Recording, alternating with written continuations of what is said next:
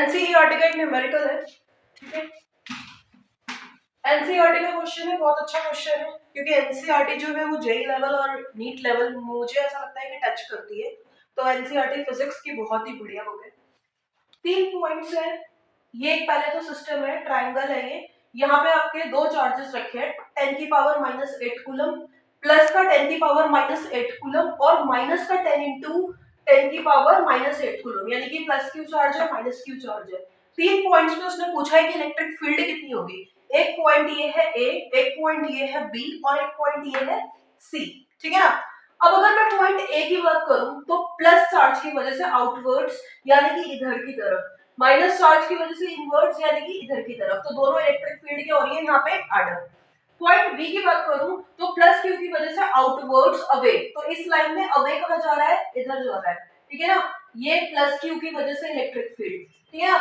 Minus Q की वजह से इनवर्ड्स यानी कि इधर की तरफ, तो दोनों इलेक्ट्रिक फील्ड यहाँ पे सब्ट्रैक्ट हो रही है, यहाँ पे ऐड हो रही है दोनों चार्जेस की वजह से इलेक्ट्रिक फील्ड, और यहाँ पे सब्ट्रैक्ट हो रही है, ठीक है ना।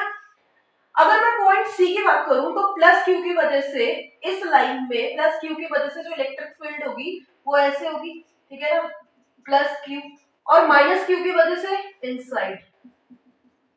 अब ये जो पॉइंट सी है यहाँ पर, क्योंकि इलेक्ट्रिक फील्ड की दो सिंपल डायरेक्शन नहीं है, ना तो ये पैरेलल है ना ही एंटी पैरेलल है, इनके बीच में एक पर्टिकुलर एंगल बन रहा है, तो यहाँ पर हमें triangular law of vector addition लगाना पड़ेगा।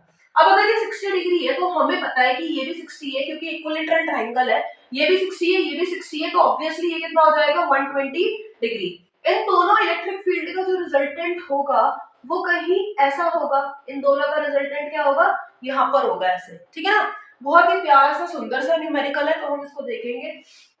अब देखो पॉइंट ए की अगर मैं बात करूं तो पॉइंट ए पे जो डिस्टेंस है वो बराबर है 0.5 मीटर और 0.5 मीटर, यानी कि दोनों इलेक्ट्रिक फील्ड हम ऐड कर देते हैं एट पॉइंट ए। दोनों इलेक्ट्रिक फील्ड की डायरेक्शन भी सेम है, that is towards the right, और ये कितनी हो जाएगी E due to plus q plus E due to minus q, और इसका जो फॉर्मूला बनेगा k q by r square. Total distance 0.1 है, तो बचा हुआ पॉइंट वाला 0.2 कितना रह जाएगा distance 0.5, k q upon r square plus k q upon r square, दोनों सेम मैग्नीट्यूड के हैं, तो ये हो जाएगा 2kq बाय r स्क्वायर। अब देखो 2kq बाय r स्क्वायर, इसकी अगर मैं वैल्यू पुट करूं तो k की वैल्यू आप लोगों को पता होगी, कांस्टेंट है, सबको पता होनी चाहिए। अगर किसी को नहीं पता है तो बहुत ही ज्यादा शर्म की बात है, बोर्ड एग्जाम देने जा रहे हो यार, शर्म करो, ठीक है ना।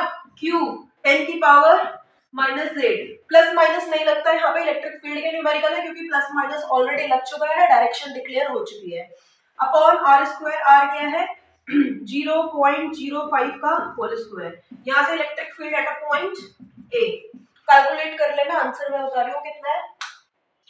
Electric field due to point A जो आ रही है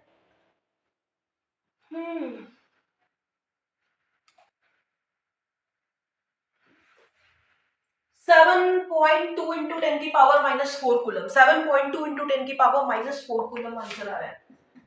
7.2 इंटू 10 की पावर -4 न्यूटन पर कूलम, ये है इलेक्ट्रिक फील्ड पॉइंट ए पे, ठीक है ना। बी पे कैलकुलेट करना और सी पे कैलकुलेट करना अभी बताती हूँ।